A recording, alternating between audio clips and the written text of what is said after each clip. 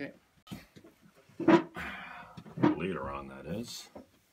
And I'm just going to share this out, and then that one's just focused on you. So I'll post it to YouTube later with better sound. There you are. Look at how handsome you are. I'm losing my hair, That was my grievance last night with my wife. I said, I'm so sorry I'm losing my hair. It's a good thing, man. Vanity kills us, so it's a good thing. Humility, take everything in stride, right? You gotta embrace the fact that I'm almost 50, and that's good. I've had a good life. Half decently good looking. Yeah, there you go. I'll take half decently.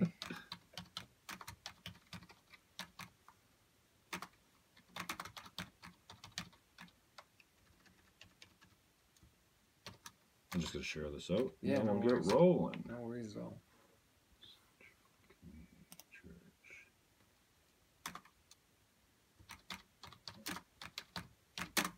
All right, brother. Thanks for coming in, man. I really appreciate your time. I know you're busy because, well, it took me 6 months to get on the schedule on your appointment, but no, it wasn't quite that long. Yeah, but, well, thank you to Ashley for making that happen, and I'll pat myself on the back for following it up because, you send a request and then you don't hear anything. You don't want to be a pest, and then next thing you know, you drop the ball. So well, I'm glad to be here. I appreciate it, man. Yeah, I appreciate you, my friend. So tell us a little bit about, I don't know, start at the beginning, the day you were born.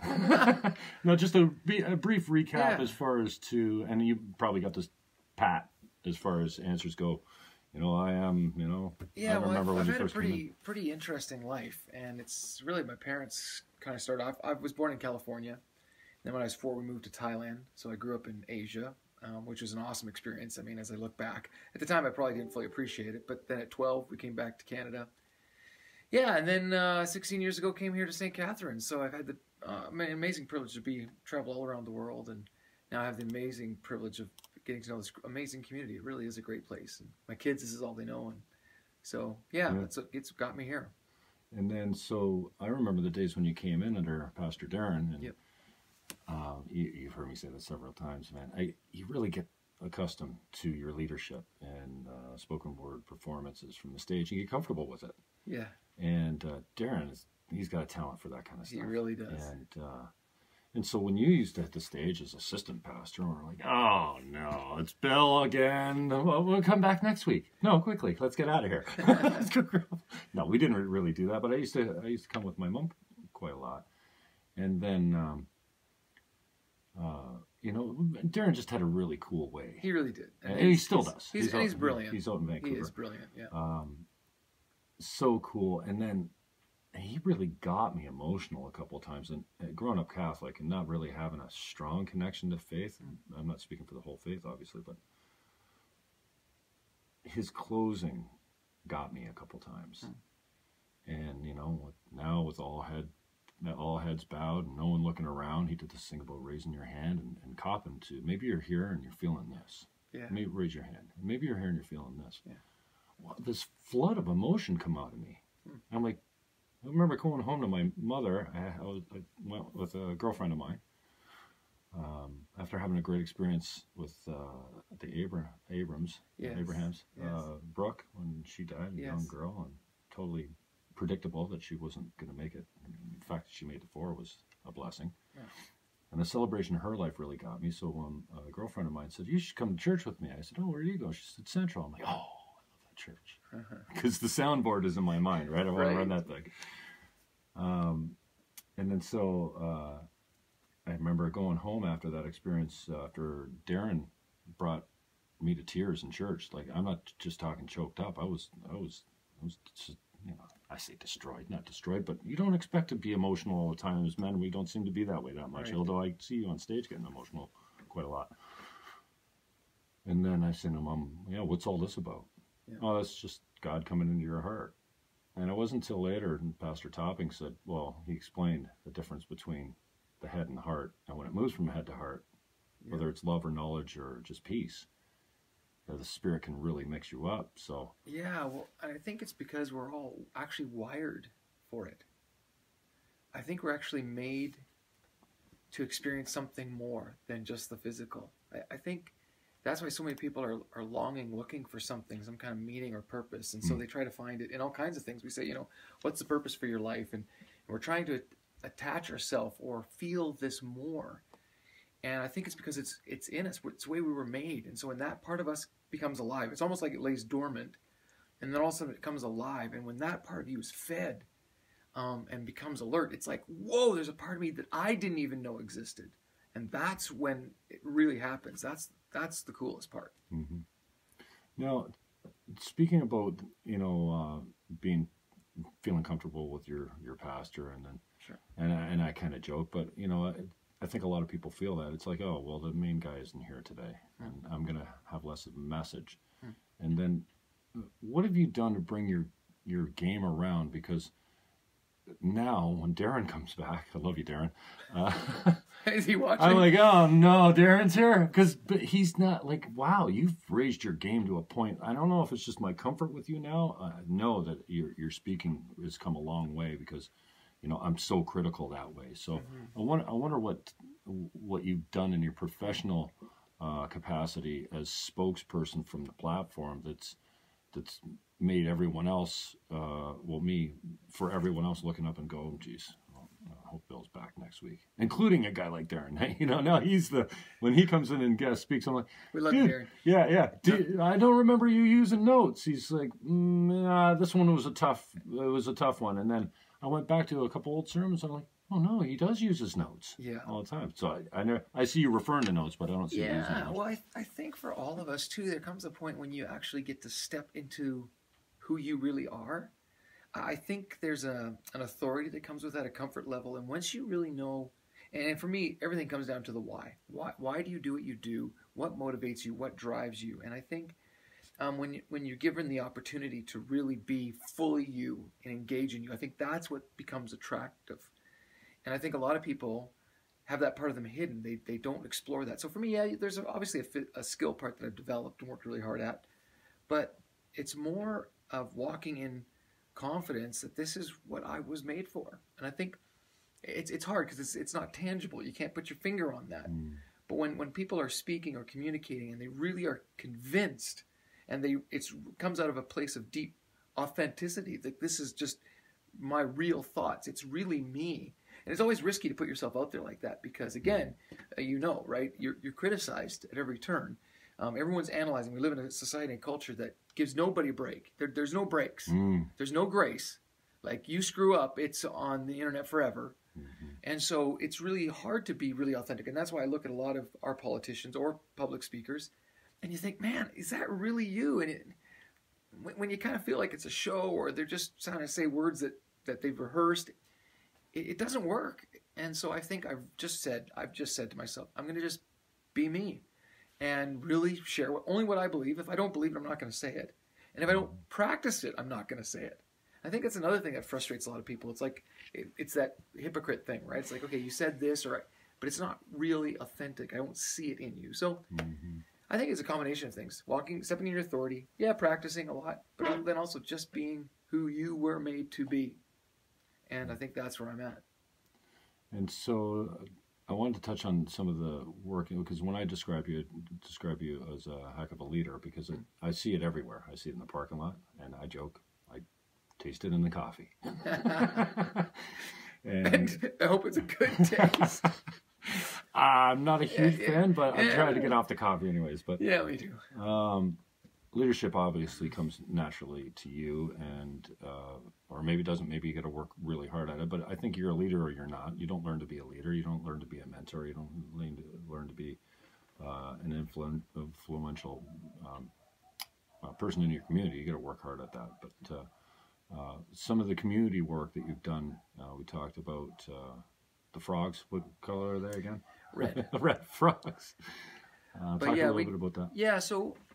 Well, I think when you get opportunities, great leaders take them, and I do think you can develop your leadership. I think there are skill sets that you can acquire, and I think in some extent we're all actually called to be leaders in some capacity. But you're talking about like high influential leaders, and it's funny because I would never consider myself one of them, but I do try to take every opportunity that's given to me. And so moving here to the Niagara region, one of the biggest questions is, what can I do to make a difference? Like, what can we do to make this a better place than when we came? I think if everyone lived with that simple motto, like, I've come into this world, it's a gift, it's called life, I'm breathing. You may be struggling through something right now, but the thing is, I believe that you can turn that around. And then the real question is, why am I here, and am I going to make here better?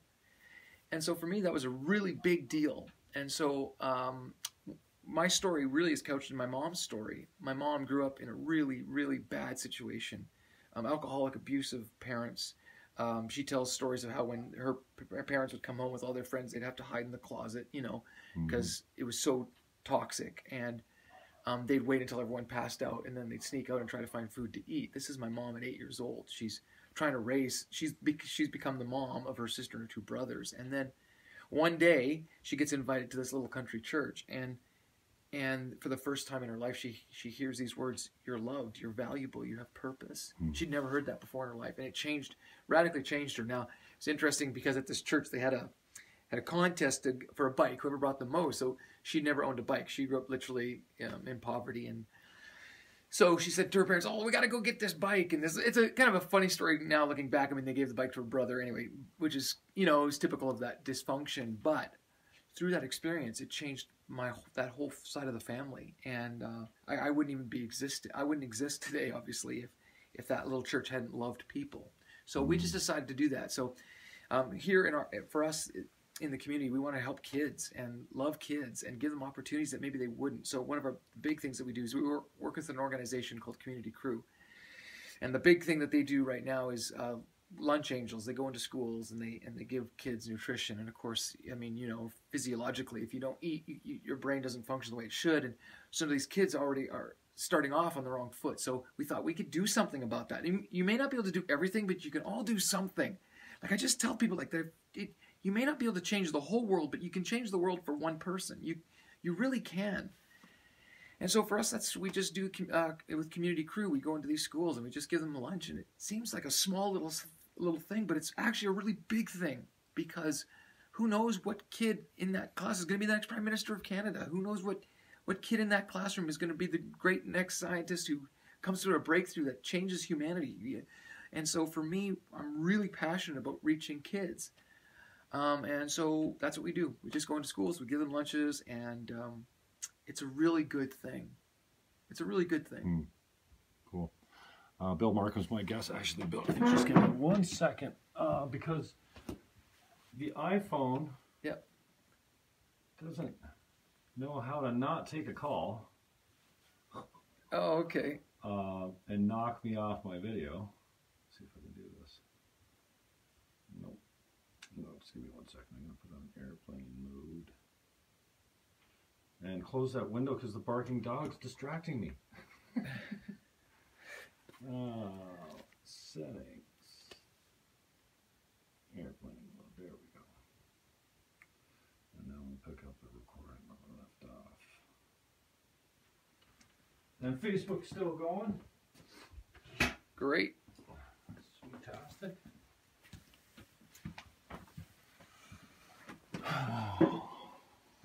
What are you reading these days, bro? What are you passionate about? Well, I read a lot of leadership books, obviously. Yeah. I'm constantly trying to develop myself that way. And I actually am kind of a Jordan Peterson junkie right now. Oh, dude. So I'm kind not of, the only one. Yeah. Does that make you a sexist, intolerant bigot? I hope not, because I'm not. Aren't we all that? Yeah, exactly. Aren't we all that way? I some mean, ways? the thing about it is I really hate labels. I really do. I think labels are a way of putting another person in prison. And we do that all the time with people, because the label carries with it all kinds of innuendos that aren't necessarily true of that person. I don't think you can ever define one person by one label. And I think it's just way more complex than that. So what frustrates me about the labeling that's going on is that I don't want to be labeled. I want to be understood. I'm a person. And so, yeah. So I think that's one thing I think a lot about is how do I break down labels and get to know people? And what I've learned is if you actually take the time to hear a person's story, there's beauty in every story. Sometimes you just got to dig really deep, but there's something in everybody that's worth listening to. Everybody has a story. And so, yeah, so that's some of the things I've been reflecting on. What's been the draw for Peterson? Um, New information? well, Because I think, like me, you're thirsty for knowledge all the time, trying to... Yeah, well, first of all, I think he's brilliant. Mm-hmm. And I think he has a deep conviction. I love when somebody's really passionate and to who they are. I think he's just decided, you know what, this is what I am and what I believe, and I'm going to share it. And I think there's something really powerful about that. There's a lot of people who just jump on bandwagons on and off. There's other people who find their identity in other people. But when you find your own identity and go, this is who I am, and that's awesome. I love that. And of course, I love some of his thoughts.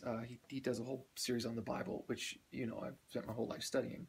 And I find his interpretations fascinating and interesting and different. So, so I've been watching a lot of that. The psychological significance of the Bible. I mean, walking with Noah was profound for me in so many ways. And I just love, at some point early on in that podcast, and I think I've listened to just about everything he's done, and to a point, and some of the videos and podcasts multiple times, because he's highly intelligent, and his language is a little bit above what I'm used to. Right. I understand it, but sometimes I have to hear it a couple times before, and sometimes I got to look up a few words. Yeah.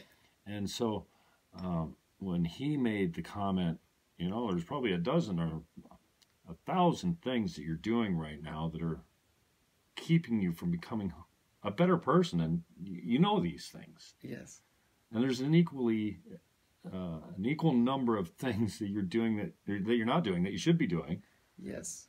And it was just so simple. He's like, stop doing the things you know you shouldn't, and start doing, even if if it's smoking, okay, there's an addiction there. Let's pick something simple. Yeah. And this idea and these memes of clean your room. Right. This idea, and I'm about halfway through 12 Rules for Life. It's a lot easier to read than his first Maps of Meaning. It was deeply psychological and kind of technical in some spaces. But clean your room before you go out and try and change the world. What gives you the right to think that you have any purpose fixing anything when you have your backyard's a mess, or there's dust bunnies under your bed? Well, exactly. Well, Jesus said it this way, you know, take the plank out of your own eye before you look at the little speck in someone else's eye. I think what I like about him, too, is that I think a lot of people who are religious separate the sacred or spiritual, whatever, and the material, the tangible. And they see these as two totally separate entities. But I think what I like about Jordan Peterson is he's actually marrying the reality that we're these holistic beings. I think there is a psychological element. There is a practical element. I love that part of it, that actually we're a complete being, and how you are as a being impacts everything else. So get that part right. I love that. Yeah. What are you hearing a lot in his presentations that you're going, oh no? Is there anything you disagree with wholeheartedly as far as what you've grown, what you've known to be true? Yeah, I don't know if I would say that so much. I think my approach to everything is to be really open-minded, and my approach is to hear what the intent is. And so, of course, in any presentation, even my own, I'm sure there are things that you could say, oh, you could pick that apart, pick that, I don't like this, I don't like that. And of course you're going to find those. But at the end of the day, if you can respect a person for what their intent is, the motivation with the driving force. And so I think, to be honest with your question, I haven't found anything that I'm like, oh, I can't take that at all. Mm-hmm. You know, it's completely disgusting. There's nothing like that. Mm-hmm. You're not easily offended. No. Well, I think people who are easily offended are actually people who are really insecure. And they're insecure, and so anything that threatens what they would deem as their being, then they get all uptight about it. And I think when you come to a place where you're actually secure in who you are, then you don't get offended. Well, what offense can happen if you know who you are, right? Great point. If I call you a term that you're confident that you're not, correct, then it's like if I call you gay or a lesbian or something and it doesn't apply, then you look at it with bewilderment. Correct. It doesn't offend you. Correct. But if I call you stupid, correct, and that's something that you've been told that your whole life, or you're not quite confident of your intelligence, then it triggers. I hate that word "triggered," but no, that's it's a bad word. Well, that's a great word, and because you know my story, that happened to me when I was a kid. I had a teacher who called me stupid, and I actually believed and lived in that lie, because what you believe actually manifests itself. And so I believed I was stupid, so I struggled all the way through school, and then something clicked in me after high school. I said, you know what, that isn't true. And actually, that's the empowering reality when you know, okay, if someone calls you something or says something, okay, your first reaction shouldn't be to retaliate. Your first reaction should be, okay, what if that is true? And you sort through that, and when you get to the point that is true, you deal with that and go, okay, I can correct that, or I don't want to correct that, or you just go, that isn't true. And so I came to this realization that isn't true, and everything changed for me. I went from barely passing high school to like a high honor graduate from university. Wow. Yeah, it was weird, and you think, well, what happened? Because of a lie that you bought into. 100%. Well, self-created almost. I mean, you had a trigger, you had some starter growth fertilizer, but then you perpetuated that lie. Well, there's power in your words. It's fascinating. The Hebrew word in the Bible for the spirit is ruach. And when you say it, if you put your hand to your face, you can actually feel the force of it. It's this idea that your words carry this force, this power. And that's why, in my opinion, God's word is so powerful. And people don't understand that. When you can read it or you can listen to it, but there's power in spoken words. So when you hear truth, that's what you were talking about with how you felt with Darren. You hear something and it elevates you. It's like, wow, that's a possibility that I hadn't thought of before. And I think that's the power. Power of speech creates possibility or crushes. It elevates or it diminishes. And so for me, when someone says a word to me, because I get words at me all the time, some very nice and kind, and others not so much because of what I do. Right. I go, okay, what if that is true, and what can I change, and what is not? And then you're right. There is no offense. There is no offense when you can live that way. Mm-hmm. Staying with Peterson, I've been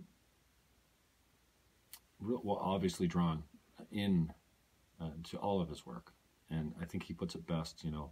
People came here for the controversy because it was the pronoun issue. I think that drew me in first, or drew me to I saw him on Rogan. I think I'm a huge Joe Rogan fan, and it's kind of inspired this long form interview, commercial free type of, it gives me an opportunity to really go in depth and get to know the people I'm talking to and the subjects.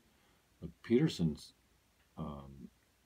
teachings on the Big Five personality type has got me really digging deep into it. And I'm partway through his future authoring, the past authoring, future authoring program that he does, and I think he claims it's got about a 20% reduction in dropout rates with high school and college students. Okay. Knowing who you are, who you were, and what happens if you stay on the same path, and what you can look forward to.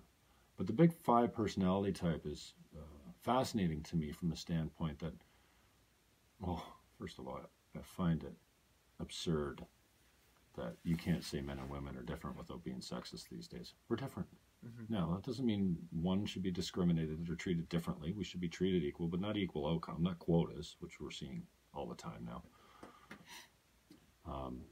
Men and women are different. Possibly races are wired a little differently as far as their tendencies and their personality types. So, and liberals and conservatives are different. Mm-hmm. And all of us seem to be at war with each other. And maybe it's just me, but I think, God bless him, the election of Trump has really brought a profound awareness for many of us, me anyways. The extreme, you can't hide if you're extreme view right now. And right now you have, I think you're being encouraged to say, hey, this is who I am. Mm-hmm. Alt-right, alt-left. The fact is the majority of us, 95% of us, if you look at the bell curve, the numbers are really low on the extremes. Right. And in the middle, they're fat, and that's where we all live. Right. Where we all have overlapping beliefs and morals, and we're kind of in the same. And we're looking both ways and going, "Would you guys in the extreme shut the hell up?" And so it seems to me that the extremists have a louder voice. The silent majority, the moderate middle, says nothing basically. Right. Other than, "Would you guys shut up? You don't speak for me." Right. And then there's this conversation going that started by the extremes, And then we have to get somewhere we've come a long way. Yeah. Right. As men and women, as races, as Christians, non-believers, as whatever has divided us in the past. I think somebody said the other day, yeah, I'm a member of an inferior race, the human race. Ashbu Schultz from USS said it perfectly. We all have one thing here that we share, a heartbeat. Yeah. I think we forget that a lot more. And I wonder what your thoughts are on, man, we're really different. We have different beliefs, different cultures, different personality types. Mm-hmm. I love the way he puts the boxes around these personality types. Mm-hmm. So the liberals are your artists and your teachers and your professors. And hey, what do you know? Our universities and our schools and our Hollywood is full of lefties. I didn't know that. And they love creativity, open borders, free thinking. They used to stand for free speech. They don't so much anymore because now speech is hate, right? Hateful. And then the conservatives love their boxes. They love their borders. They like the tight securities. They like immigration that's tight. They are more likely to be religious, to have respect for authority, to play within the rules. They run the businesses. The liberals run the businesses that they invent, because the righties don't have a creative bone in their body. Right. The lefties have all the creative. So your business is failing. You want to get it back on track. You bring in a lefty. You invent a new business. You're struggling to run it. You bring in a conservative to run it because they have all the good, great personality types. All the same with men and women.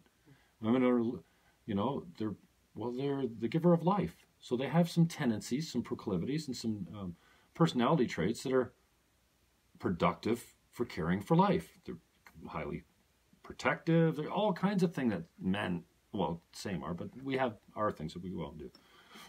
But what I'm struggling with is, okay, so we came from a pretty dark place. Mm-hmm. We've come a long way. With racism, with tolerance. Oh man, the pendulum swung so far left. I mean, I don't know how. You have to be tolerant of the intolerant? Well, you should be. But moving forward, I think we forget we still have a long way to go. Mm-hmm. We're better at different things. And how are we going to bridge that gap to a point where we can actually continue to make life better for ourselves moving forward? I just see a huge ideological political divide between men and women, between Muslims and Christians, between believers and non-believers, and maybe not so much, but just profoundly right now, the difference between the right and the left, especially in the States, but in Canada too. Mm-hmm.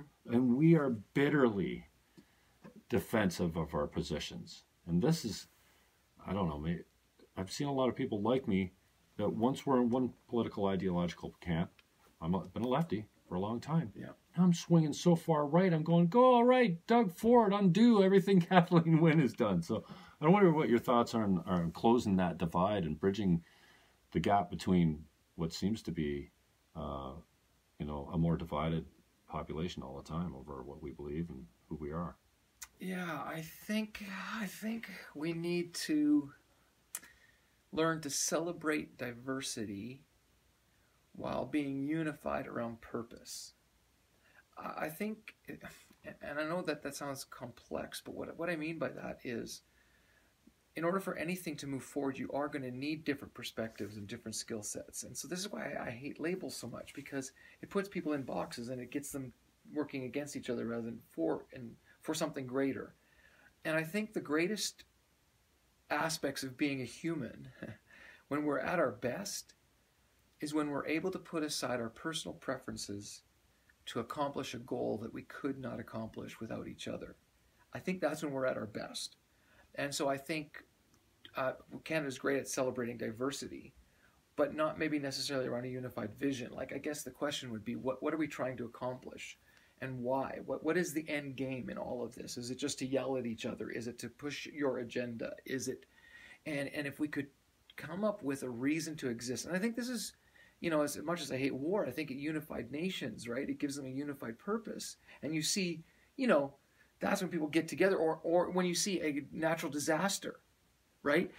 Someone's written in the Globe and Mail today about Humboldt and how this is, 100%. We're all humble and we need to come together and remember what's important. 911 was a huge example of that. Well, yeah, even on Facebook posts, right? You can add the Humboldt logo And no one's asking whether you're left or right, in or out, whatever. It's I think that's when human beings are at their very best, and I think that's what's missing. I think a lot of young adults are really disillusioned because they feel like, well, I have no purpose. There's no reason to get out of bed, or there's nothing to do with my life. And so to find that unifying vision, I think great leaders are able to do that. And I think that's when we're attracted to great leaders. And so, yeah, I guess for me in the Greater Niagara region, I would just love us to have a unified vision around growth and family, and so, yeah, those are the things that inspire me. And so, yeah, I really don't like to talk a lot about what separates and divides, because I just find it's not productive. I mean, yeah, we might learn something, gain something if we're open-minded, but most of those discussions aren't open-minded. They're just yelling matches. I'm telling you what I believe. I say this all the time to people who try to convince me of something. I'll say, you know what, you've trained yourself to answer every question I'm going to give you, so we're not going to get anywhere that way. And the truth is, I've been trained to answer any question you're going to give me, so we're not going to get anywhere that way until we strip away the ideologies and get really to the heart of it. Like, what motivates you? Why do you do what you do, Jim? Like, what drives you? Who are you, and what are you trying to accomplish? And then if I understand that, and you understand me, maybe that's when the two of us figure out something we can do better. So I actually think that what we're doing right now is actually a celebration of that. You and I have a friendship. We have a connection. This is something you're passionate about.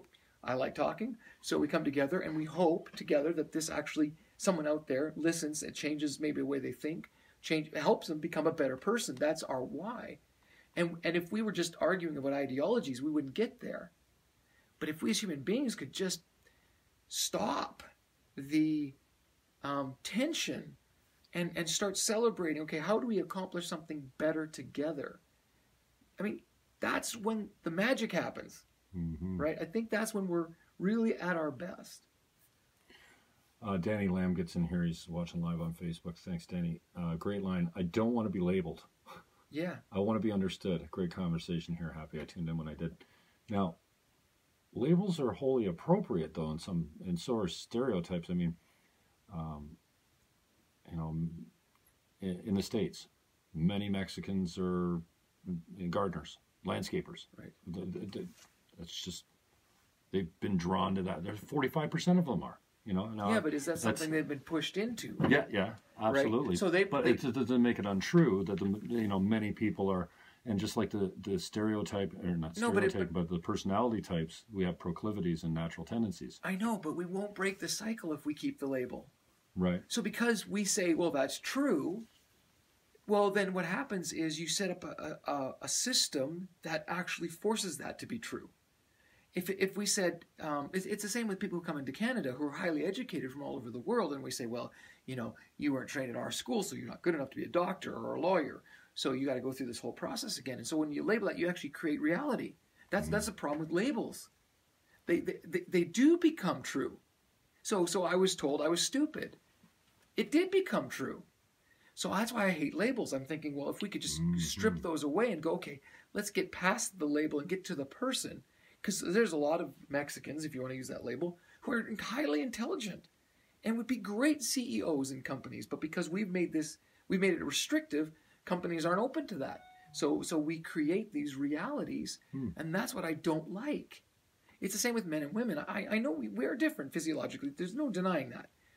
But again, when we label this or that and we hinder, it was like for the longest time women weren't allowed in the workplace, not because they aren't smart. They're brilliant.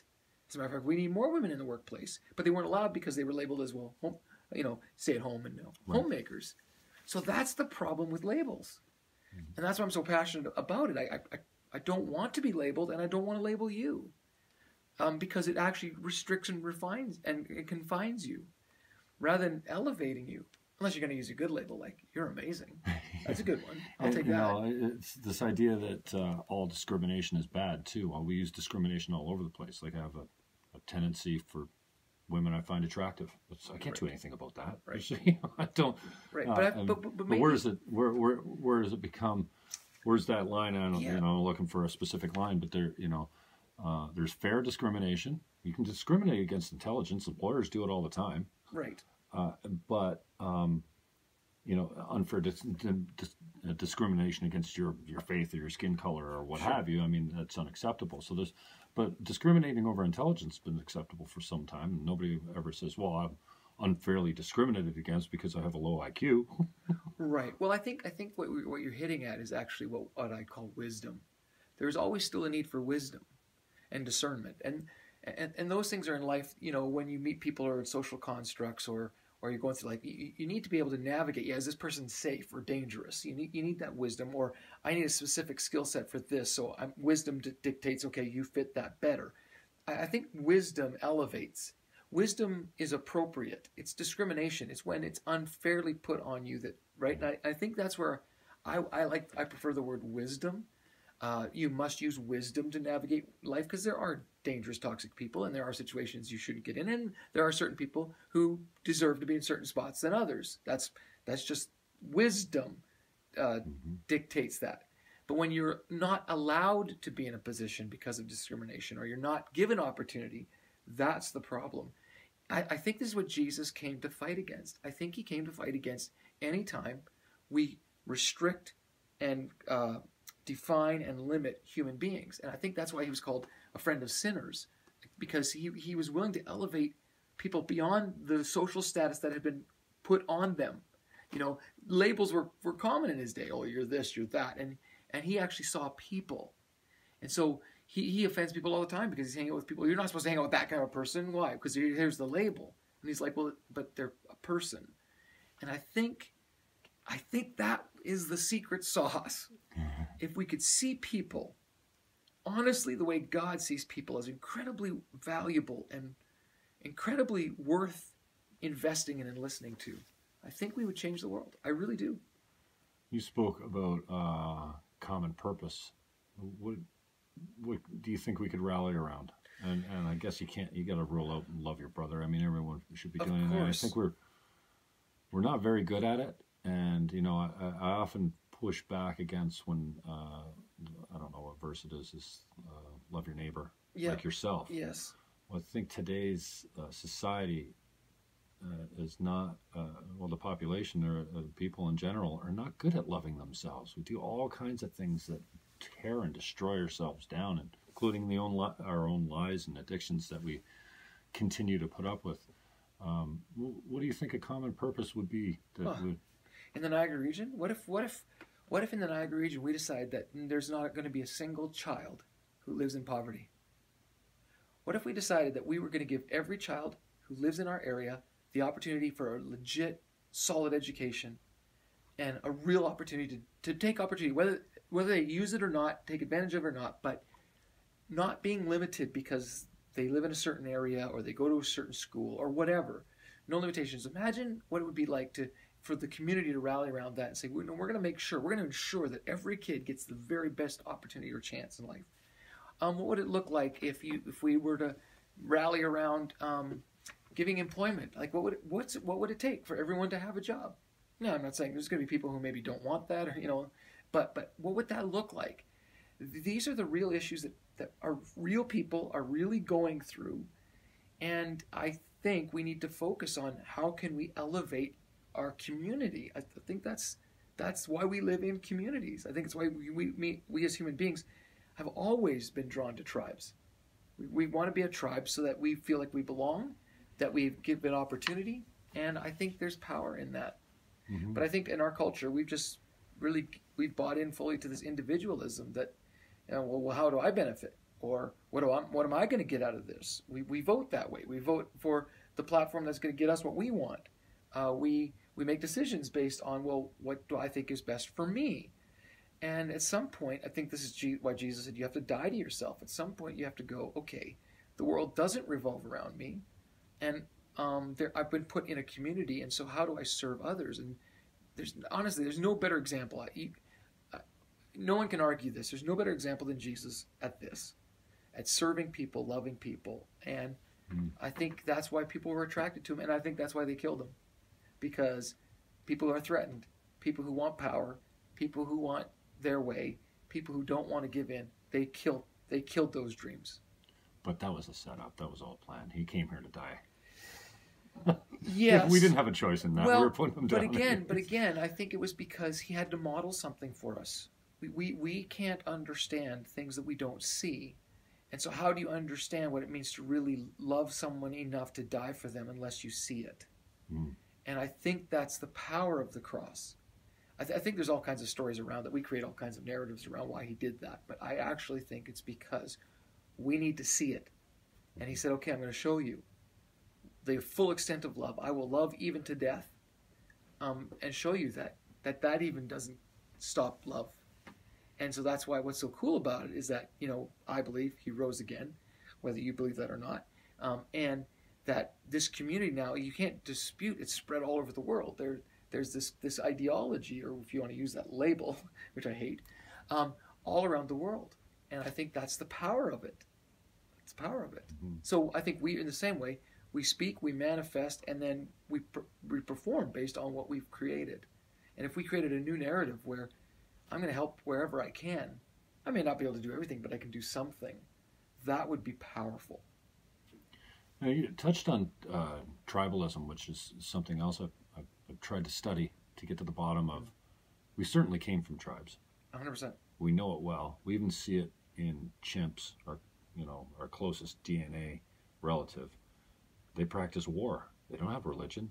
They practice war and genocide, kidnapping, murder of the males, and I think I've come to understand that we've come out of our tribes, and there's a deeply important thing about having a tribe, right? And this is why, from what I understand, veterans come back and struggle with PTSD. Right. They miss their group. That's right. And they come back and they have a hard time managing without it. And now, as we've come out of our tribes, and I think this is proper, and maybe you could tell me your thoughts on it, we pretty much put the focus on individualism, maybe collectively, but the value is down.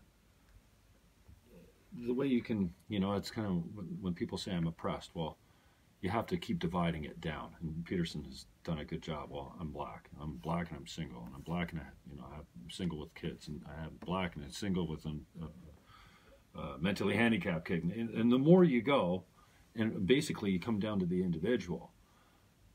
But now, in today's day and age, I feel like we've been being pulled back into our tribes, which can be wholly dangerous again. Whether it's a conservative tribe or a political tribe or a sexual tribe, as far as men and women, or I'm trying to understand where we're going with this, because we've come out of our tribes. Mm-hmm. We understand the value of them when we were there. And then it seems like we're being pulled back in, but we're getting pulled back in a way that doesn't seem to be helpful. Yeah, right. Well, I think, again, because a tribe is formed because we have a deep need to belong. We find our identity in belonging. And so we craft our social construct around things that we identify with. So tribes are supposed to give us belonging. Tribes are supposed to give us vision and direction, security. And this is why we form tribes. And so I think you're right. We still need those things. The challenge with individualism is it doesn't feed those things. And the other problem is now we form tribes, but we form tribes around what we're opposed to as opposed to what we're for. If we could form tribes around what we were for. So I think this is actually the power of the church, or what it's supposed to be. Whether it achieves this or not, and I know there's a lot sometimes that it has failed in this, but it's supposed to be a place, and this is what we've worked at Central really hard to do, a place where you can come, no matter who you are, no matter what your background, no matter what your story, and you can belong.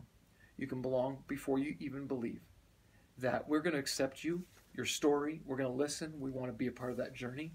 And then, yeah, as you belong, you start to unpack, these are the things that we believe, the values that we believe together that actually we think elevate all of us and elevate the community around us. So I think that you're right, there is a need for tribes, but there's dangerous tribes and healthy tribes. Dangerous tribes are those who identify themselves by what they're against or opposed to or labeled. And then there are tribes who go, okay, let's figure this all out together, that everyone actually belongs and everyone has a part to play. And what does that look like? I think that is what I think Jesus had in mind when he created, or so to speak, the church. Hmm. And yeah, we've not done a good job of that, but I think that's the intent. What? Tell me a little bit about the growth of Central Community Sure. Church as far as, when you came in. How many people would you put through that church on an average weekly basis, would you think? Over 2,000. Okay. And what's a packed house look like numbers-wise? We can realistically get about 1,000 people in one Wow. one sitting. Okay. Yeah. And how has that grown since you've come in, even under Darren? Have you seen the numbers go up? And then more importantly, and we talked about this a little bit on men's group, and please don't let me forget, Sure. something that I just find so helpful and interesting and supportive. What do you gauge what's your metric for success? Sure.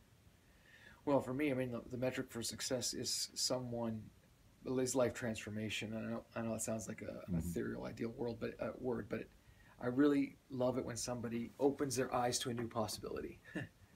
Wow. Yeah. And I've seen that in you, and so I think that's the power of the story. And for each person, it does look a little bit different. But when we got here, there wasn't really a clear vision or direction. And so I think the first thing you need to do in any organization or any family. So if you're watching and you're in a family, if you're watching and you own a business, if you're run any kind of organization, the very first thing is you need a really clear vision. You need a really clear why. Why do we do this? And so for me, my why has always been because people really matter to God. And so they should really matter to me. And so then we began this journey of actually creating a culture, because once you have an idea or the why or the vision, then you need to create a culture around that. It has to become the DNA. And you actually touched on it. You said, I feel it in the parking lot. I feel it in the coffee. That's the culture part. That's when it moves from an idea and it starts to actually manifest itself, not just in the leader, but in those who are being influenced by that leader. So then, that once you create that culture, then people are either attracted or repelled from that culture. So for us, we've worked really hard at Central to create a culture where, you know what, you really are welcome. You're welcome, and we want you to feel like you belong. And we want you to feel like you matter, because you do. And we want to hopefully, inspire you with a new possibility, a new way of thinking, a way that will actually propel you forward as a human being. Because I actually believe that everyone is created in the image of God. I believe that. And so I think that part of us needs to be awakened. So why have we grown? I think, there's an organizational part of it. As you grow, each time we hit a growth barrier, we started at about 400, then we went to 700. That was a growth barrier. Then about 1,100, 1,200. And each time you hit a growth barrier, you got to restructure. You got to reorganize. What numbers are you talking about? Weekly participation? Yeah. Okay. Wow. So then you got to reorganize. You got to reorganize, because what you do. So just let me stop you there. Yeah, sure. So when you first came to town, you were putting about 400 people a weekend. Yeah, there's through? about 400 people who come on a weekend. Yeah. So. And how many years? 14 years. 16 years. 16. Yeah. And so we've hit our next growth barrier, and I actually believe we're going to break through that, and we're going to see a dramatic growth spurt again. But every time, so going back to this vision, no matter who you are watching this, you need to ask yourself personally as an individual, what's the vision for my life? Like, why do I get out of bed? And it can't be to pay bills. I mean, you're made from way more than that. Don't settle for that garbage. Then the second thing is you got to go, what's the vision for my family? And if you're the leader of that family, whether you're a single mom or a single dad, or you live in a mom or dad, whatever, you got to why do we exist? And then you got to think of it for every organization, and then it's got to become part of the culture. So growing up in our family, my kids always heard, well, this is what Markhams do. And they come over and they say, well, I went to my friend's house and they do it this way. And I'm like, that's awesome for them, but that's not what we do. So you really create a sense of value and belonging. And I think that's why Central's grown, to be honest with you. And how do you see do you ever attend other churches' services around town? I'm very good friends with a lot of the pastors around town. I wonder what your take would be on how the service, because that's the public presentation Sure. of what draws you in or doesn't. How Central might be different, because I've seen a shift, and there's been a huge shift in me as well. To I don't know this Furtick style, for lack of a better term. People that don't know Stephen Furtick, the pastor at Elevation Church, again, charisma, deep, a good-looking young guy with game who doesn't just read from who, and he's got a style that's really, like, he gets wound up. Yeah, he and does. I love that. I don't know why, because I'm not a rah-rah guy. I've never been when it comes to church. But you think there's a new communication style or a new, I don't know what they call it, it's a cross between celebration and entertainment. I don't know. Yeah, I know what you're saying. The old school guys will go, oh, yeah, well, it's not. Christianity isn't all about the rock and roll show, Yeah, I think the word you're looking for is relevant.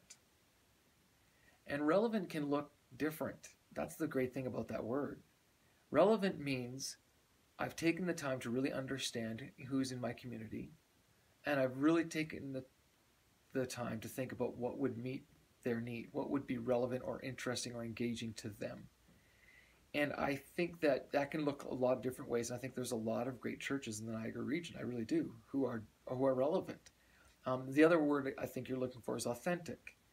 So Stephen Furtick, I will never be Stephen Furtick because he is who he is.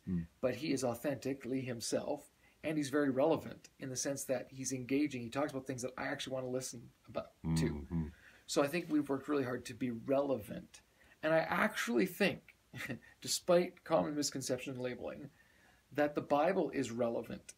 There's a reason why the Bible has been the best-selling book forever. There's a reason because people who read it properly and apply it properly find its relevance and application in everything they do.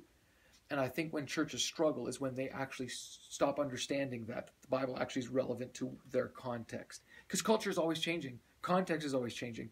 One of the great things about being a human being, too, is our ability to adapt. We adapt really, really well. Unfortunately, some structures and organizations can't adapt or won't or don't.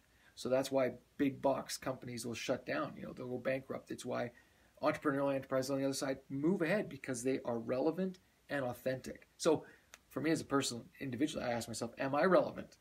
So I say relevant by coaching volleyball. Like I just hang out with kids and I listen to what they listen to. They get in my car and they listen to their music and I hear what they're talking about. And I try really hard, even though I'm an old guy now, losing my hair.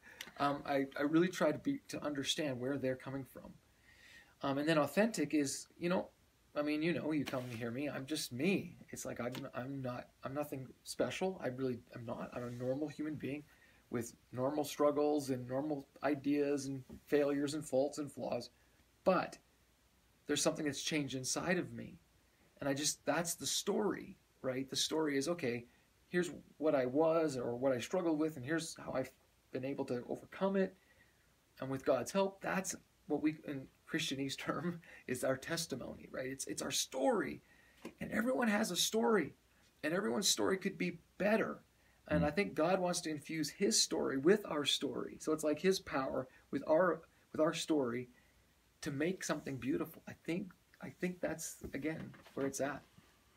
Yeah, we've made many strides, and those numbers are really impressive. And, I know there's different metrics that you can celebrate as far as success goes. How has the message changed in its delivery, if any? Well, I think for me, and again, let me just talk to the metrics piece for a second, because I think people get caught up in the numbers and they think that's our metric. That's how we measure success, and it really isn't. I'll tell you how we measure success. We measure success by every story of someone's life who's been radically changed. So, Jim, you are actually a part of that. The fact that we're sitting here talking, the fact that we're friends, the fact that we hang out on Thursdays is a successful metric for me. I think of our buddy Peter, who passed away recently. Yeah. And Peter, this Dutch guy, and used to yell at us from his balcony in the parking lot because we were too loud playing the music in the parking lot when we were doing kids events. And then one day his granddaughter comes to our church and her mother can't bring her. So she asks her grandpa, can you take me to church? And he's like, and he walks in and he said, he walks in and the very first thing he felt, and the only way he could describe it was love. Right. I remember. And he'd never felt that. And then he came to our guys group, and it was a journey, a transformation, and then he passed away. But he passed away in this incredible peace. And so I think of stories like that. I think of stories of some of the kids from Lunch Angels who've come, and now they're bringing their whole family, and they've got a new perspective, a new outlook on life. They actually believe that they can be something. So for me, those are the metrics that matter. And I could tell you story after story after story of people who've come who are broken and frustrated and empty and lonely, and they've allowed this new story to become a part of their reality. And it's changed them because it's given them a new perspective, a new opportunity. So that's the real metric for us. But as far as communication, I think I just try to stay relevant. We're going to do a really fun series this summer. Fun series. Oh, yeah. Because you have been pretty serious lately. We've been really serious lately. And so we're going to do a fun series just talking about relevant topics. And so we're going to talk about, we're going to call, one of the sermons is called Dancing Prime Ministers. And you can just figure out what that one's about.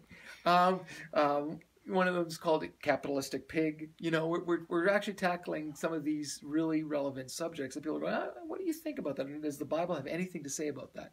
So that's coming in the summer. So I think that'll be a lot of fun. Yeah, right now we're digging pretty deep, but then again, that's seasons, right? You try to, as a leader, you try to figure out where everybody's at. And right now we're kind of in this really powerful, deep series about the kingdom of God. What does that really mean? And how does God's kingdom matter here? But yeah. So yeah, that, to hopefully answer your question, our metrics are by individuals, not by numbers. To me, it doesn't really matter. I mean, I love when more people come because that's more opportunity, right. But it's the individuals. And as far as what we talk about, I just really try to be relevant and authentic. Yeah. I'm glad you mentioned Peter because I'm often, continually, I don't know what the right word is, surprised by my reaction to death sometimes. Princess Di, I didn't follow Princess Di, but it didn't make me, sob, but I was like, why is this affecting me so much? It seemed like a really tragic story. Peter, I love the guy. Yeah. Different bird, man. And we're all like that. I mean, I'm sure. But isn't it great that we didn't label him?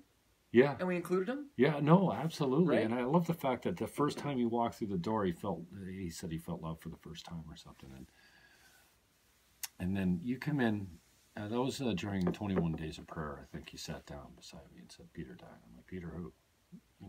Peter, men's group, let's cross it. I'm like, and I was rocked. I was sitting with Roger, thank God.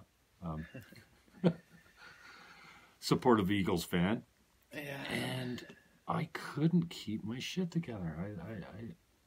I came undone. And even Carlene went, yeah, I kind of saw you struggling there. Yeah. Like you get up and, you had no idea, but I was, and I felt this overwhelming amount of guilt for my judgment of him, for, the self-talk that went off in my head when I was standing talking to him in church because he was different.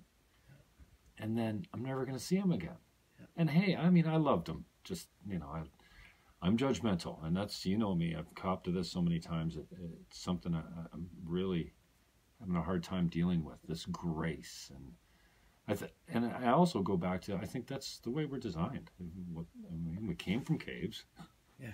We had a color, another tribe had a color, and when they came up against each other, they didn't say, hey, come on over and let's break bread. Yeah. They murdered each other, genocide, until one of them was gone. Yeah. And so I wonder, you do this an awful lot. Yeah. As far as, it is your job to be at the bedside of a guy like Peter. Yes. And I know that, I did my mother's eulogy. I just went into business mode. I went up there and I kind of did what I had to do, and I sat back down and lost it. I wonder your thoughts on common threads of people. I just have a strong interest in people that are there at the last moment. My mother died in my arms. Right. That's only, I don't hope that I have all too many of those experiences, but you've been there when their last breath has been taken, what, hundreds of times? More? Yeah, maybe, yeah. I wonder what they're talking to you about. We all have these people that say, well, you know what you don't talk about on your deathbed? Yeah. Well, you've been to so many of them. Yeah. I wonder if there's a common theme or thread or yeah. dialogue that I know, you must have some of the similar dialogues, but what comes from the dying that must strike you? Yeah, well, I want to touch on something you said first, and I think, the question is, why does death impact us so heavily? And of course, there's the piece of loss, which is really important to grieve. But I think it's also a reminder of how valuable and precious life is. And then guilt is actually a normal part of the grieving process, because I think we realize, man, did I make the most of my life or my opportunity in that moment? And I think rather than a curse, that's a blessing, because it just puts a perspective that every moment does matter, and every decision you make does matter. That's how precious and valuable life is. But when you're with people in the end, it's interesting. What's interesting is not so much the person who's dying, but the people around the person who's dying. Oh, really? Correct. So when I have found that when someone is at peace with themselves and they're dying, and their family and friends are all around, there's actually, it's hard to explain, but there are two totally different realities. One is almost celebratory, because it's been a life well lived, and there's family and friends around who are celebrating what that life meant to them, and that's a beautiful, beautiful thing when you live a life well. And then there's the agony, the discord, the distress of a fractured and broken person, and people trying to reconcile how they're supposed to feel about this person they didn't really even like or love or didn't reciprocate that. And so I actually think in death, it's honestly just a reflection of our life. And so it's an encouragement to live really well. And when if you've never actually stopped to think about how you're living, please do. Please stop and consider, is there something more for my life? Please stop and consider that it does matter. It really does. You do matter. And I know you might be sitting there and thinking, who cares? Nobody cares about me. It's not true. We do. And we may not be able to do everything, but we can at least give you opportunity to experience a different perspective. And I think that's why at our church too, where so many people are actively involved, like, when you come on a Sunday, you're involved. You help us with video switching, and you say, I love when I do that. Why? Because that's being alive. It's when you're actually taking whatever you're good at and contributing to something greater than yourself. You're really alive. It's when you live totally cloistered to yourself and only think about yourself that you actually rob yourself of this beauty. So I think at the deathbed, you see how a person lived. It's reflected in the people around them. And of course, there's some people in the end who are panicking. They want to make sure that they're right, they're going to the right place or whatever. But I think that's just simply a reflection of the life you've lived. So live well. That's what I take away from it. It's strange to think of as the deathbed as being a beautiful place, but I think the first time I was exposed to it was my fiance at the time, our uncle Aldo Mantini, who was the inspiration behind Wellspring Niagara. Okay. And Mantini picked up, we didn't have a cancer support center, and Aldo's, he had to go to Hamilton for treatment, and took him quite often, and she picked up the ball from the business standpoint as far as like making it important to her because it was important to Aldo. And they're Italian family. Yeah. And that room was, for lack of a better word, beautiful. Right. And I felt privileged. I didn't know Aldo all that well, but he was such a good soul. 31 years old. Right. And just a sense of humor that would get you every time. And he was the first one to throw a jab, which I love. Right. And sad and absolutely beautiful to be in that room at that time. And I don't know, I often think of my mother's. It was beautiful to have her. I wish she was still here, but she died in my arms. I mean, right. At least we had that. So I've grown on that in that department where I can find beauty in something. Brooke Abraham's funeral. Yeah, that's. Like, if it wasn't that day from my mother saying, you going to Derek, thing for Derek and Sue and Brooke? Like, okay, well, I'll go with you if you want. I wasn't committed to going. Right. I didn't even know Derek that well. Right. And I'm walking in and I'm like, wow. And back in the day, the drum kit was enclosed in a plexiglass room. Yes, it was. I'm like... Oh, look at the video screen's like 20 feet wide. The platform it's a rock and roll stage, man. Like, look at this place. We got carpeting, padded seats, central air. I didn't have any of that at St. Alfred's. Well, they had central air. I joke about being Catholic, but and now I completely brain farted on where I was going with that. But just the beauty of being in that moment with a life that's being celebrated. Yeah, and well, that's going back to the celebration of life. And without that, I'm not triggered to go back to Central when I know. My girlfriend of the day says, well, you should come to church with me. I'm like, oh, yeah, where's church? Central. Oh, I love that church because I've been there. And I remember Hank Stram, I think his name was on our dart team. His service was at Pleasant View.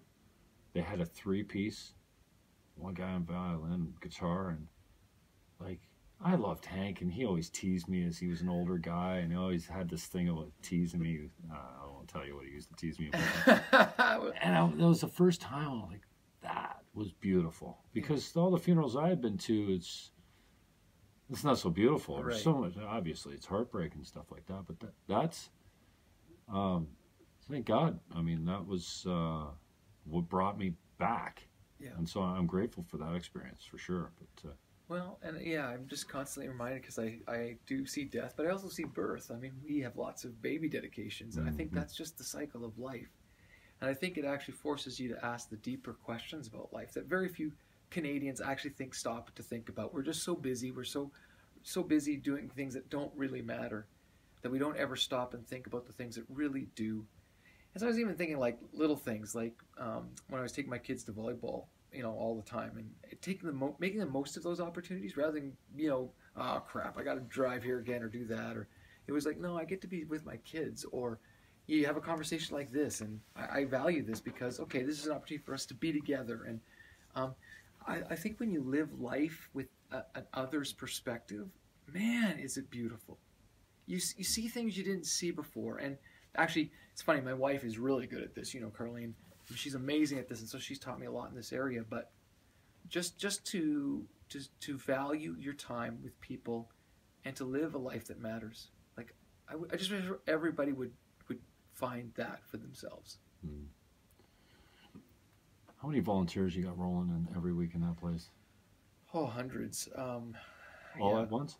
Yeah, I should know this. But because we have such a large staff, I have a great team that takes care of a lot of things. But I know that for a Sunday to be pulled off, there's hundreds of volunteers who are involved, all the way from our security teams to our first, our parking lot team to our serving team, the blue shirts to the orange kids. It's grown teams. Quite a bit too over the years. Oh, absolutely. And so yeah, we've actually grown past our capacity, and that's why we're building out on York Road, and hopefully that starts soon. But yeah, I think if you come and experience our volunteers, they love it. And why do they love it? I mean, who in their right mind, like think about it this way, for our musicians, who in their right mind gets up on a Sunday, 5 o'clock or earlier, to get there for 6 for rehearsal, and stays till 1. And these are young people who like to sleep in or whatever. And I think it's because when you tap into purpose, it fires you up. Like honestly, when I've had purpose in my day, I've never had a problem getting up out of bed. It's when you don't have purpose. And so here's the thing.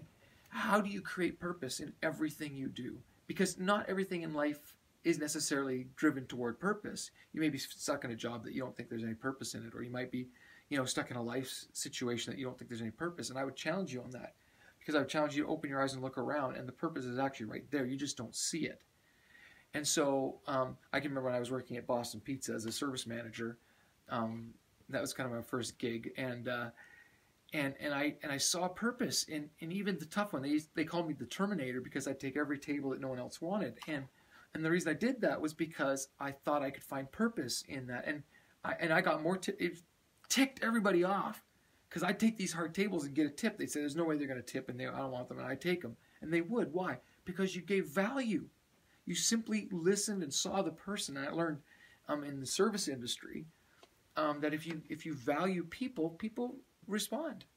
So there was purpose in it. Did I like working until 2 a.m? No, not always, but I found purpose in it. And I found purpose in closing because after we'd close, we'd all sit around and talk, and I could have these really cool interactions with my team. I found purpose in it. And so if you find purpose, I promise you, it's not hard to get out of bed. And it's not hard to work hard. I work really hard. And that's what my schedule, sorry it took me so long to get here, but I work really hard, but it's because I find purpose in everything I do. Everything I do. Coaching volleyball, I find incredible purpose in that. It's not about winning gold medals, although that's fun, we do. Just throwing it out there. I've got 8 or 10 of them. Yeah, exactly. But Who's counting? but it's because there's purpose. I love being with those kids. So, man, when you tap into that, and I think, honestly, to be totally honest with you, that's why, in my opinion, following Jesus is the way to go, because he gives you purpose. And you can't read the story of Jesus and not see that everything he did was purposeful. And you can't hear the words he spoke and be challenged to live a life of purpose. And you can't try to follow in his example without that driving force. And so, yeah, I just wish everyone would have purpose. And I'm glad you brought that up, because it seems to be the underlying commitment, in my experience with the volunteers. I volunteered first. That audio board is the first thing I saw when I walked in that church. I'm like, every time I see an audio board like that, I want to run it, because I don't know how to run them. And so that's why we have paid experts to do that. Yeah, I can't. Maybe it might have been Ashley, my first point of contact with that kind of stuff. And it was her or Brenda, I'm not sure. But anyway, I got slotted. Okay, you're going to meet Derek. At this time, you're gonna stand beside him on the board. And then so I show up. Derek is another great leader that I got a ton of respect for. He doesn't pull any punches. He's a communicator. You know where his head's at. You know what his underlying commitment is. Perfection to his, as far as an aim or a goal. Oh, absolutely. Obviously, we miss the mark all the time. I know, but you should always strive for your very best. Mm-hmm. In Absolutely. everything. Yeah. So I'm standing through the service, and he's like, okay, so you can watch the next couple services from the booth, but the way we do our volunteers is we start them right there. And he points at camera one. So if you want in on this deal, you're going to learn camera one, and then we can talk about where you want to go from there. Yeah. And once I got into the booth, working camera one, showing up at 7 o'clock in the morning, working till 1. And I say working, I think you call it serving, and I'm okay with that, because it really seems like you serve in a higher purpose. Yeah. And then Mark was running the video board at the time. I'm like, hey, what's going on over there? What's that thing? What's that guy doing with all those screens? Because, again, similar to the audio board, I feel like I have a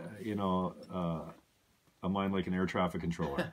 I can go around and start a bunch of jobs and actually work a bunch of jobs, maybe not effectively, but multitasking.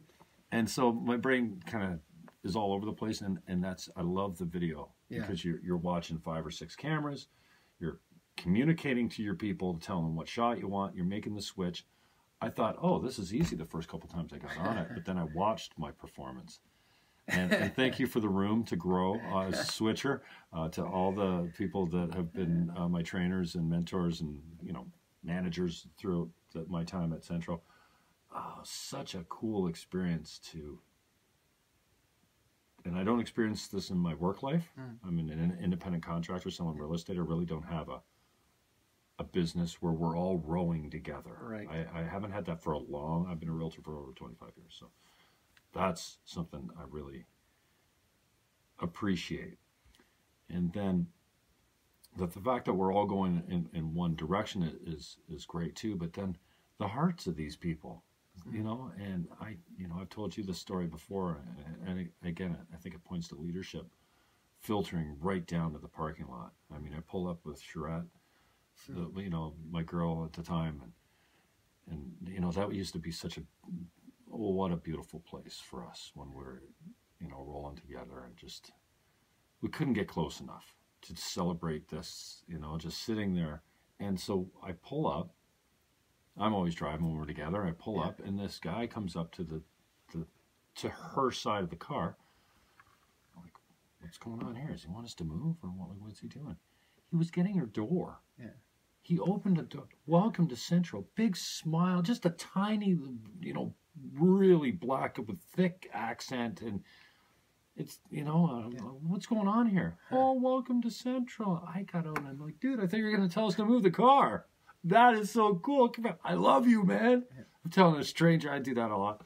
hug this man in the parking lot and just tell him I love him and thank you. And so that's something that's really filled me up. And then once I got on video, I spent probably a year doing camera. That's great. Move, zoom, focus. Move, zoom, focus. Move, zoom, focus. And, you know, I love the communication with the video director, even though it's mostly one way.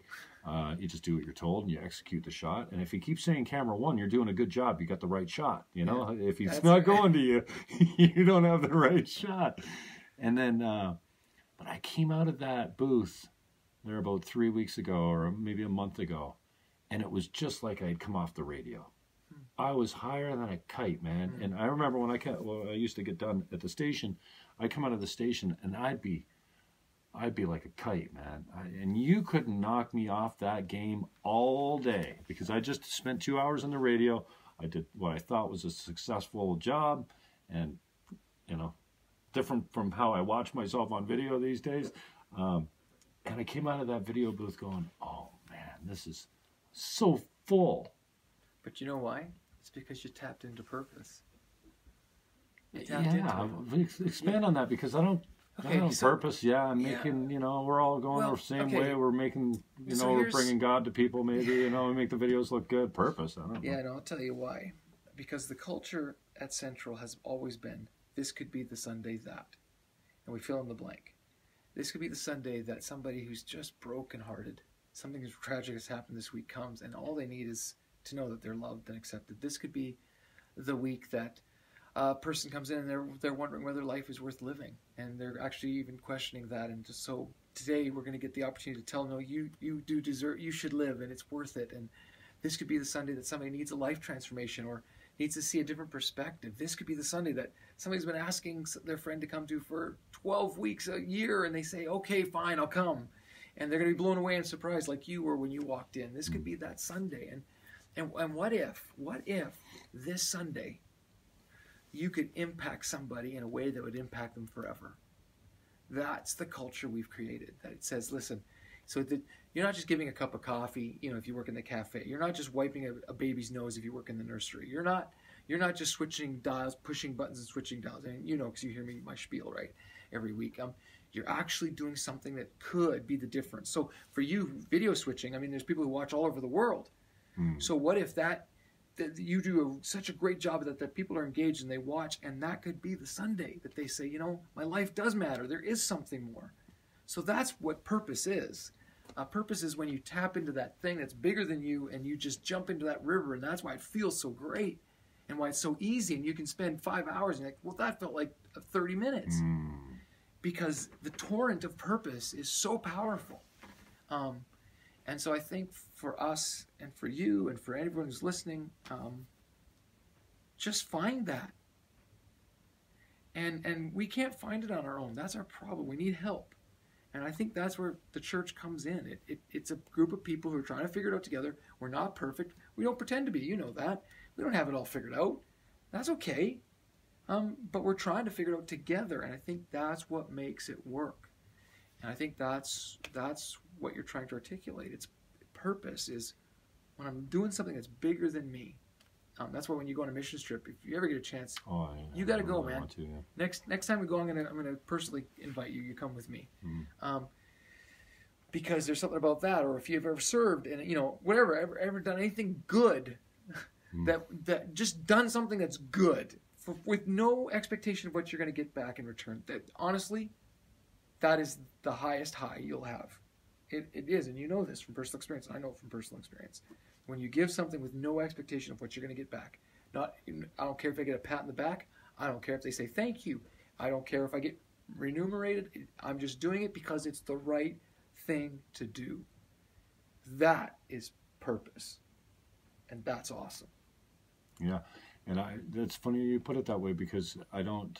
I just feel like, hey, I'm doing my job well, or I'm learning a new skill or something. I come out and I'm up here. I'm not really engaged in the conviction that, oh, well, I'm making a difference for my fellow man. But you are. So whether you acknowledge it or know it or not, you are. So that's what you've tapped into. See, here's the thing about It's it. part of the thing is going into it without that expectation or knowledge. Really, well, I guess you should be conscious of it as well. They 100%. always remind us.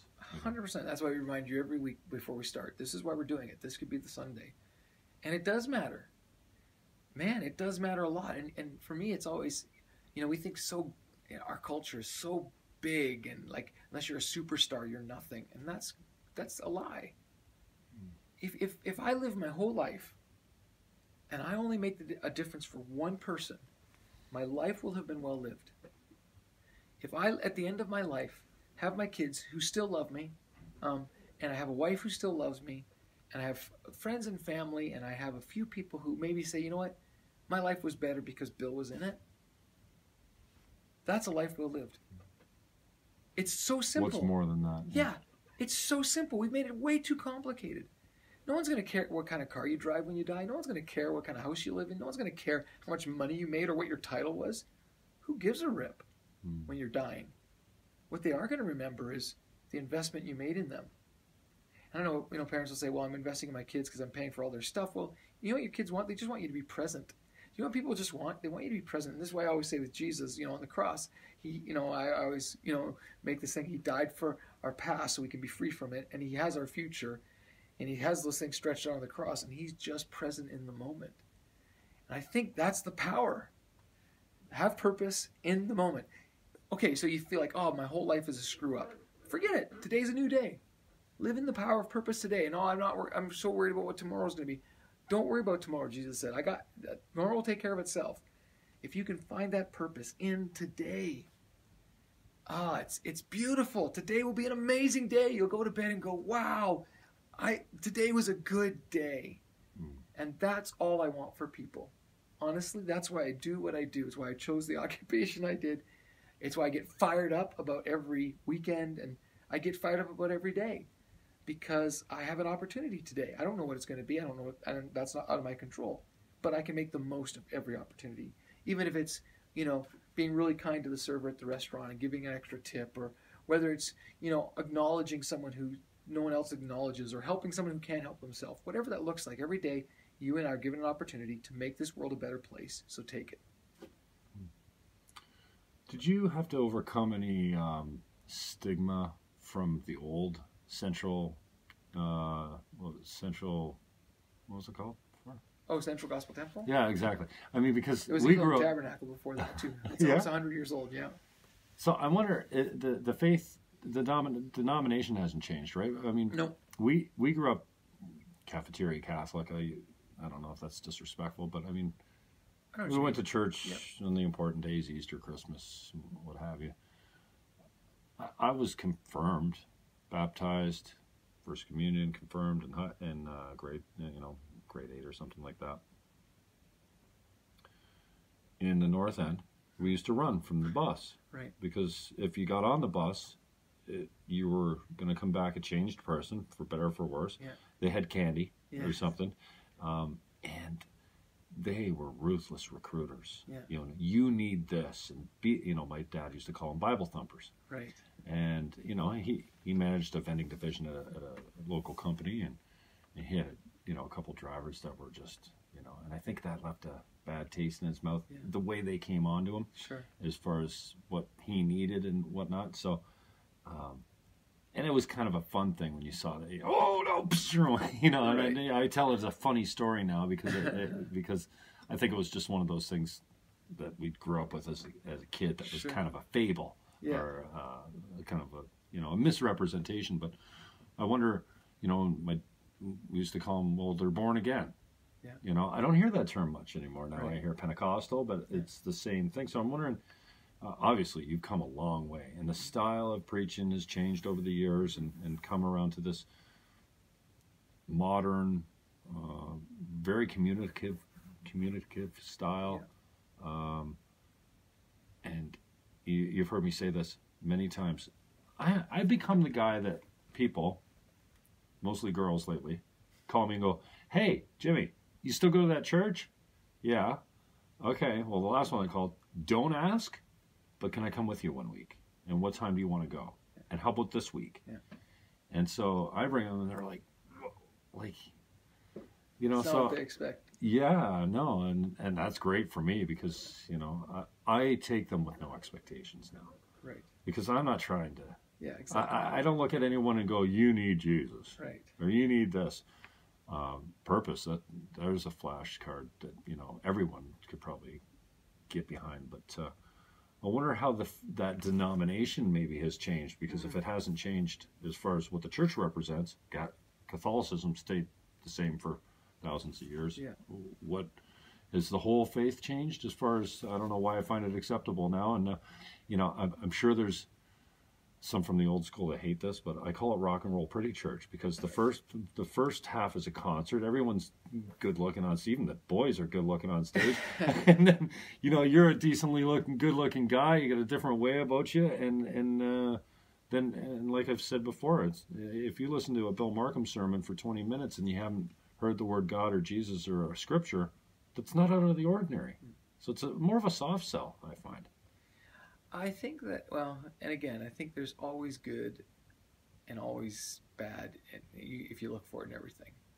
And I think that's why I keep going back to the why and the driving motivation. And so I guess what has changed, if anything, is I am really passionate about helping people who have never been to church before ever feel like they belong. They're comfortable. They understand it. I've worked really hard in my language to go, okay, if I do use a term that might be out of the ordinary, we explain it and why. Because I want my friends who maybe don't go to church, if they were ever to come to church, to go, oh, this is a place that I understand and I feel like I belong. And so, I mean, you know, you talk about the bus ministry, a lot of good things happened out of that. I mean, Sue Abrahams is one of them out of the bus ministry. How so? Well, she came on the bus. Oh. Yeah. So you see, in everything there can be some good. Sure, oh yeah. And but I make fun more than anything. Yeah, no, I totally get it. But for me, it's how we've just tried to create a space that if you brought somebody, or if you're watching and you come and you've never been to church, you'd go, oh, wow, I did not expect this, and you actually understand it, and there's something to take away from it. So yeah, I think, and that changes, right? Because culture changes, music styles change. I mean, like, yeah, right? So we try as best we can to play music that you'd kind of maybe hear on the radio that wouldn't be out of the ordinary. Oh, the Imagine right? Dragons. Cover I know. Was off, and David does just a great job up there. And if people are watching, you've never seen it, go on our website, centralcc.ca, and just look at that, the Kickoff Sunday and the Imagine Dragons cover. But again, we recognize music is just a tool. Every communication is just a tool. Right. And so we want to make sure that the tool is sharp, so to speak. And we also want to make sure that the message is clear, that the tool is working in the function that it was designed for. And so there's nothing more frustrating than trying to hammer in a nail with a wrench. It doesn't really work, right? Mm-hmm. You got to know what tool you've got, make sure or trying to cut wood with a dull blade. So sharpen your tool, which is for us is music and communication, and make sure the message is relevant. You mentor all over your life. I guess you're a teacher, leader, all over the place. I didn't know I knew you're a volleyball coach, and I knew you took it seriously. And I'm pretty sure you're as competitive as they come. Maybe a little too competitive. Yeah. I may have been. I love the stories, man. Yeah, I may have gotten a yellow card or two in my life. Maybe. Talk to me about the kids and how that fills you up. I get, I talked to you about Benjamin. Yeah. Oh wow, I love the kids is the wrong word because they're young adults. There you go. Nothing more filling than mentoring someone there. Yeah. And I didn't know that people go to that school specifically for the volleyball program. And we're talking about Eden, just in case nobody knows that you're the volleyball coach. Just the girls? No, I coach boys and girls, yeah. Okay. And right now we're doing co-ed, so that's cool too. Co-ed volleyball? Yeah. Competitive co-ed volleyball? Yeah. Yeah, the girls play in the front row, the guys play in the back row.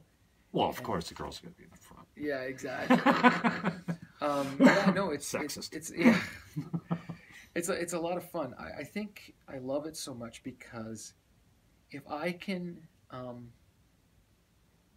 invest in a kid to the point where they actually believe in themselves, and to be honest with you, it's beyond volleyball. Yeah, you can be a great volleyball player, but there's more in you, and I want to call that out of you. So we did this thing before our Ontario Championships this last year with the girls. And I just went around the room and I said, I'm going to tell you something about yourself that I see in you that maybe no one else has ever told you or has seen in you. And it was this really beautiful moment, you know. Tears were shed. Tears, I was going to say. Yeah, absolutely. It sounds like something. But again, it was because I wanted each of my athletes to know that their value went far beyond their athletic ability, that there was something in all of them that someone just needed to call out and believe in.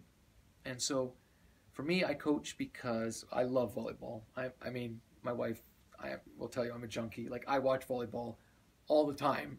It's a bit of an obsession. No, well, it's the collegiate channels, or you have a special sports package for this? Yeah, I got the, well, you can get Canada West has every game. So Trinity Western University this year, I watched every game they played. You get that where, on cable or? Yeah, no, you just go online, stream live. Oh, okay. Yeah, live stream. And I watched the University of Hawaii for whatever reason. I like watching them play. And so I watch it. But for me, I love volleyball and I'm passionate and I'm very intense and I have been known to lose my temper. Which I'm working on. What's losing your temper look like when you're Bill Markham? Oh yeah. F-bombs flying? No, you got a dirty mouth? No words. Usually, something might get kicked over, or or something might be snapped. Just on occasion. But those are very rare and few and far between. Awesome. But no, so as much as I love volleyball, I love letting these kids know you matter.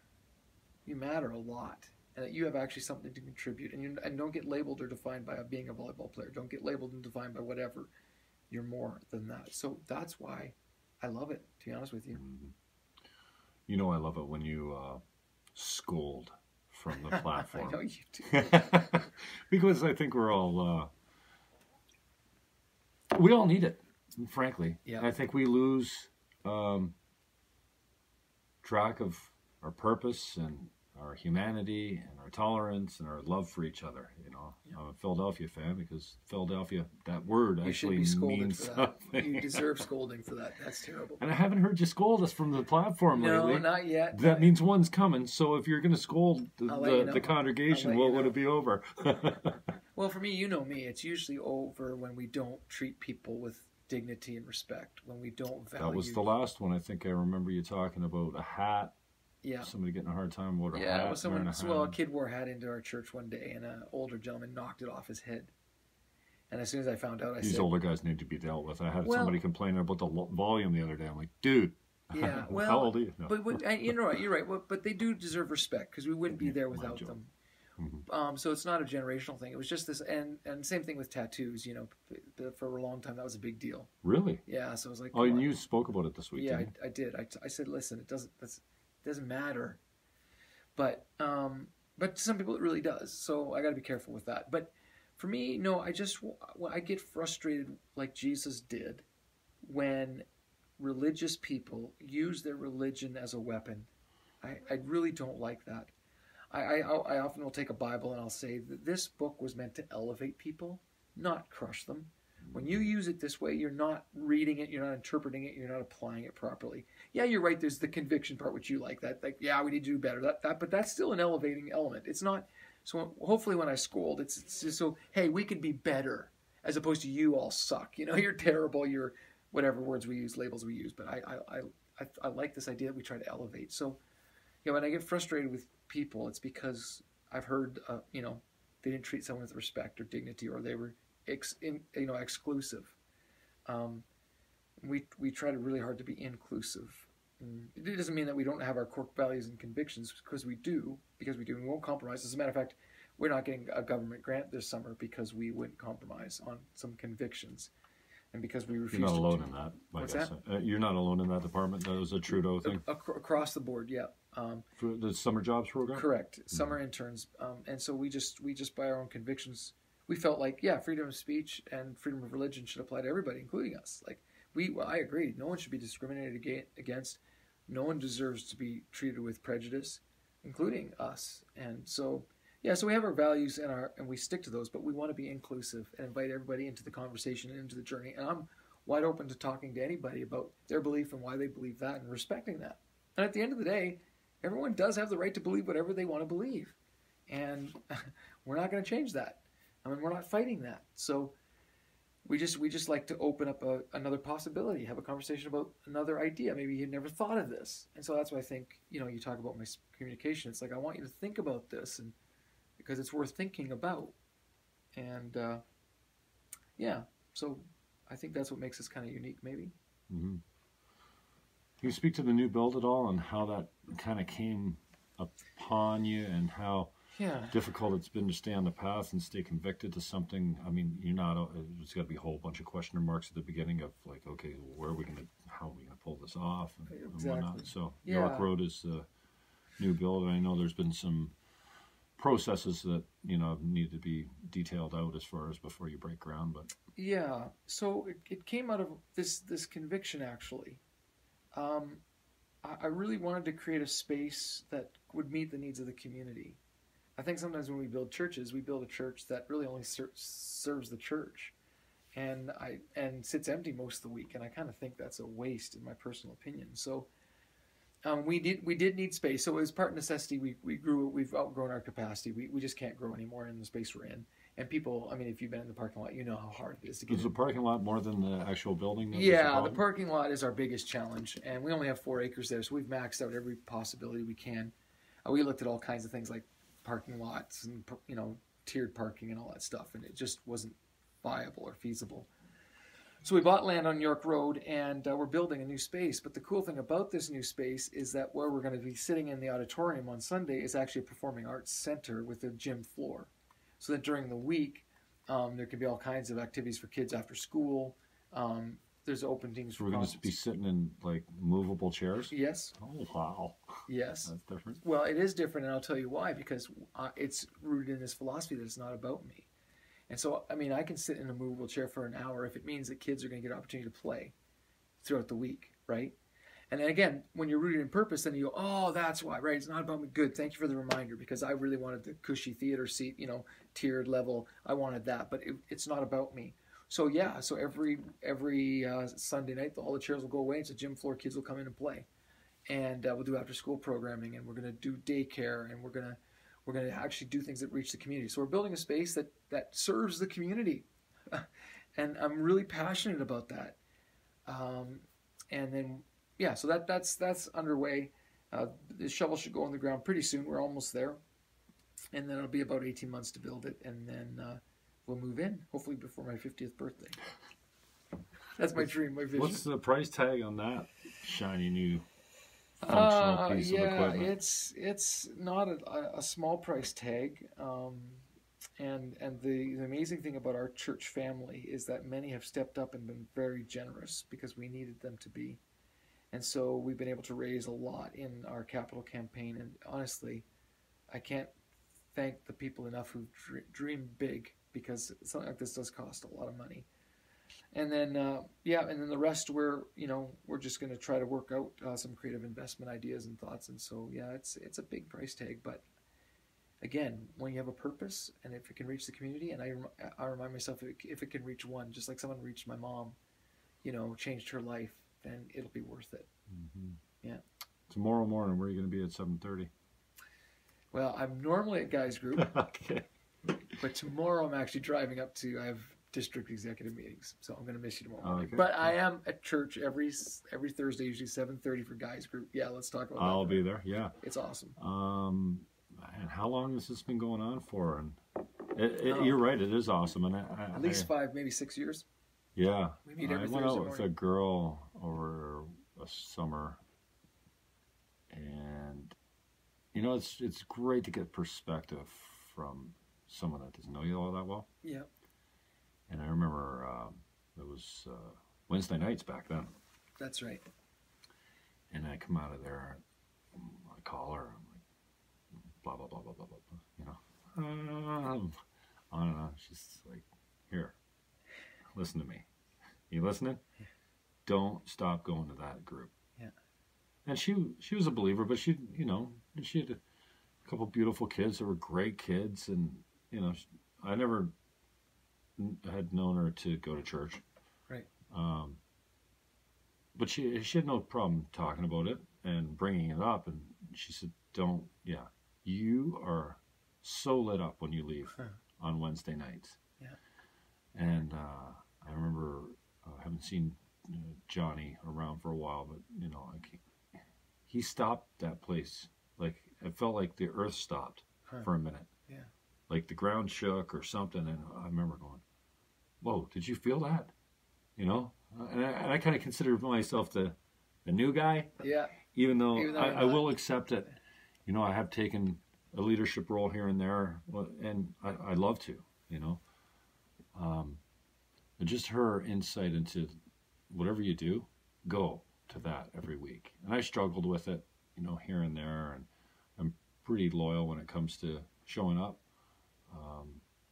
And it's gone through some transformations in different formats. Yeah. And I'm good with that. But it's been surprisingly helpful, and not only from a knowledge standpoint, because we do a certain amount of talking about scripture. Yeah. Although it's not like a Bible study session. Correct.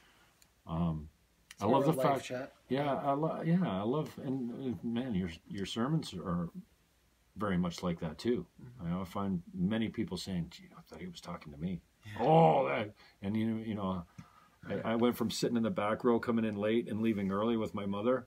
Yeah. Or the kids with, the parents with kids. We used to sit there because it's dark and it's closest to the door, and I don't want to talk to anyone. In fact, I don't even want to shake your hand when I come in. Right. Leave me alone. Right.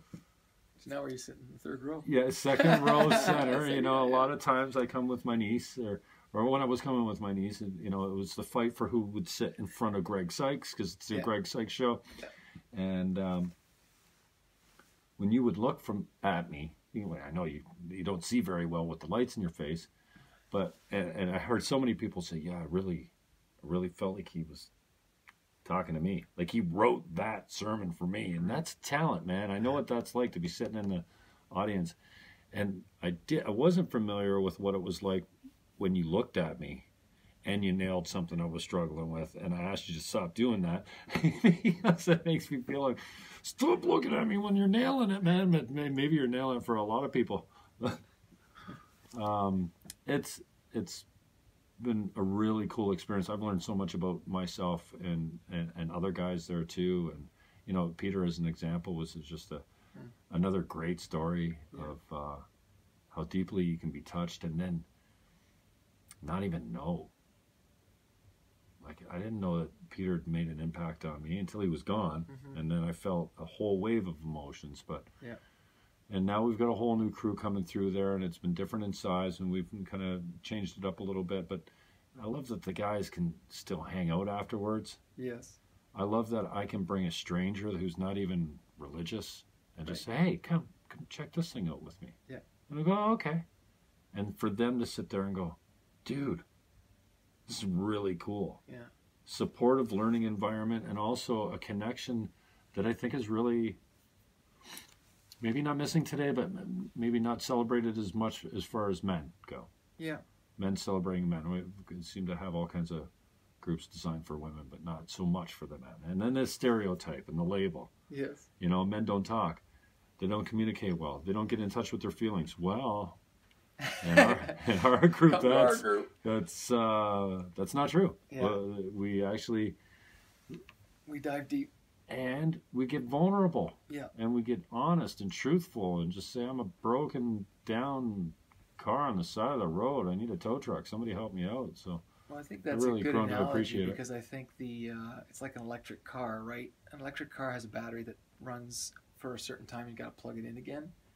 And I think we all need those places where we can plug in again and just, refuel our battery, so to speak, or recharge our life, be reminded about what really matters. And I think that weekly connection point for you is that it's that charge up again to go, okay, I can do another week, And so I think there's a lot of power in that too. Mm-hmm. Mm-hmm.